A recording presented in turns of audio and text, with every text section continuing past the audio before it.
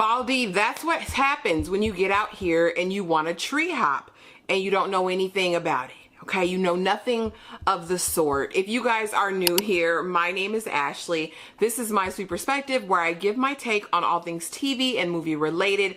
And y'all know I'm here to put you on. We're back to talk from Season 3, Episode 5, The Light of Day. And a lot happened in this episode, but we open up where we left off. Brotherhood of the Night, aka Randall, was left in front of the colony house. We are bringing him in. His face isn't even connected and he's calling Boyd out.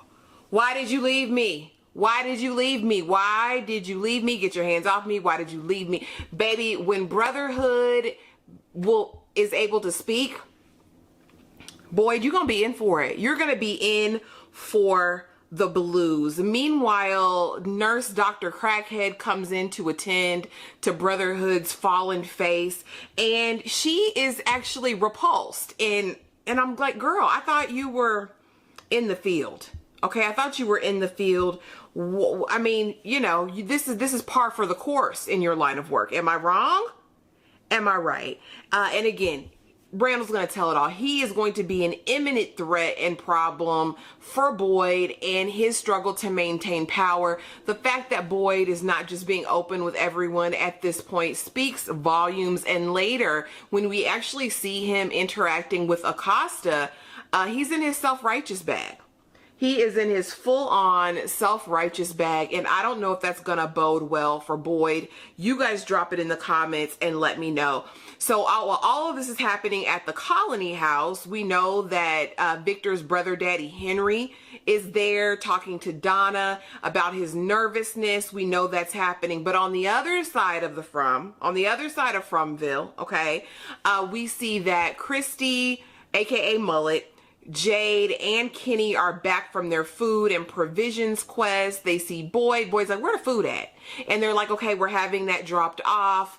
But we see that Mullet is limping because, of course, we know that she got caught in a bear trap. They make it there. He immediately ushers out of his mouth, Tab is back. All right. She came with somebody. You know, she went through a portal in the tree. Jade is like, hold on. He gets up. Let me go see about Tab because I need answers. And I've been telling you guys from the beginning, watch Jade. Jade is the one to watch. Jade is going to be the one that's going to get us closer to answers about the From. Mark my words. Okay? Sarah and Victor are out on their quest to catch Jasper. Catch, find, I don't know, because allegedly he's an inanimate puppet. However, when we flash back in Victor's mind, we see that Victor sees his mouth moving too. It wasn't only Christopher, who again I think is a predator. It wasn't just Christopher. It was Victor who saw the mouth moving. So they're on a quest, but they need to stop at the colony house to get supplies because they're going back underground. Is that a good idea? Especially for Sarah? I don't know, but that's the plan. Well, when we get there, Donna stops him in his tracks and like, hey, a lot happened here last night. Nikki bled out on the couch and your dad's here. Victor's like, hell no, let me get out of here. Sarah's like, hold on, blah, blah, blah. They go to the woods. They have a deep conversation. He proceeds to tell Sarah she's very bad at pep talks. And she's like, look, you're not the little boy that he remembers, and you are now. You're Victor. You're different, but that doesn't mean anything. He could be a good guy. He could be a bad guy, but how will you know if you never approach the situation? And I said, well, Sarah doing something. Tab is at home debriefing the family. Girl, we do not care. You talk to grandma? That's what Ethan want to know. You talk to grandma? Yes, I talked to grandma, Ethan. Girl, because what else? You went through the portal tree. You went to the lighthouse to find the kids. You didn't. You're back. That's no more to tell. And Boyd is like, listen, are you going to come to the town meeting? We need to have a town meeting. The people want to know what happened. They want to talk to you. Jim is like, no, I'm putting my foot. I don't give a damn about these townspeople. I care about you, my wife. The lies of it all. Reluctantly, she decides that she will go to this town hall meeting to have a conversation. Jade ran over. He wants answers. We find out that the bottles, according to Jim, did have pieces of paper with numbers written on them. They haven't deciphered anything. And of course, everybody in the From keeps everything to themselves. All right? For whatever reason, there's always a failure to communicate what's happening in their minds and their hearts. We are actually just now in season 3, episode 5, starting to talk about our experiences in the From. I don't know, y'all. Boyd, we back to Boyd talking to Kenny, and Kenny's like, something's different at the cabins. We did hear them lurking about at night, but something just felt different over there. And Boyd says that's the least of our worries. Now, when Kenny finds out that Boyd left Brotherhood out there, I don't know what's gonna happen, y'all. Kenny could side with Brotherhood, or he could stand firm with Boyd, because that might be the last vestige of family, right, that he has left. I don't know. It'll be interesting to see. Brotherhood is worse off. Boyd goes to the little hospital to check on him, and Dr. Crackhead, Nurse Crackhead, is like, get out of here. All right, let's not do that. Let's just stay away. It's better that you're away for right now. We don't get him excited. It's a lot going on. So now we're at the town hall. Boyd's trying to calm everybody down. Don't, you know, Tab is still dealing with everything. A lot happened. I just need you guys to follow my leadership. They're like, F all that. Tab, what happened?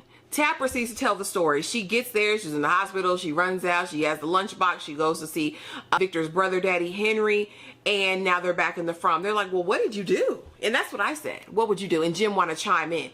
Well, what would you do? Jim, shut the hell up. Anybody would have done better than Tab. And for the raggedy person that was in my comments talking about Tab, useless, absolutely. Tell me what she was good for. Bringing another soul to the From? I'll wait. Other than getting people unalived and putting them in harm's way, what else has Tab done? Okay. And better yet, what has Jim done? So the town reads her the Riot Act. Fatima's very sassy. Fatima's very sassy at this moment. I don't know if it's the demon baby that she's carrying. I don't know if this is just her other nature being revealed because she's turning. That's conjecture, y'all. That this is not really about her carrying something other than this entity that she's going to later become. And I want to know if it's going to be the same for Randall. I already thought Randall, aka Brotherhood, was a sleeper cell along with Julie and all that. But what if this is the process of turning? What if it is vampiric in nature, that you get bitten and then X, Y, or Z happens? I don't know, y'all. I don't know. But they read her the Riot Act. Jim's trying to defend her. And again, we really don't care. And Boyd, now he's stepping in, well, whatever. And then Acosta want to chime in. This is the cop that was on the ambulance. She want to chime in during the town meeting. And they're like, why the F are you even here, lady? You unalive somebody. You need to be in the damn box. And I said, well, so Tab said, well, I'm sorry it was me that had to go and that I didn't do as good as some of you could have done. I'm going to leave. Girl, go. But basically, all the people want to know is, where's the tree? Because if it worked for you, or the lighthouse, then the tree, if it worked for you, it could work for us, especially Baldy. Keep your eye on Baldy, aka Dale, because he the main one. Want to know. So while the town meeting is going on, Julie decides that she don't want any parts of it. She want to go to the colony house and look at the window that Fatima took her to when she first got there. Look beyond and you can see. And who does she see there but Big Sleepy? And she decides that she and Big Sleepy don't have anything else better to do, so they're going to smoke one. Put it up in the air. You know what I mean? They're going to smoke one together. So they're having a good time, honey. And I think that they found Jasper's case. It's giving very much Goosebumps. I'm going to say that. And so there's all of these relics, these old clothes in there. They're trying clothes on. They done found a Polaroid. They're snapping pose. Now, what I want to know is, we saw the picture of him, but he snapped one of her. And I want to know if she going to show up on film. That's what I want to know. That's the question that was seared in my mind. This is one of the key conversations I think that happened in this episode between the two of them, because they're sharing and he's talking to her about the Kimono Woman, right? And she's talking about, I would rather see the Kimono Woman than what goes on in my mind. And he's like, well, what goes on in your head, Buki? And she says, I just hear screams and I can't piece it together. It's just literally terrifying. And so they're commiserating about their experiences, laughing, and he begins to talk about his grandmother. He actually does an impersonation of her where he is basically discussing how, baby, that could be an angel. Don't be everywhere in the Bible it says fear not. I want to posit this to you and ask you guys this question.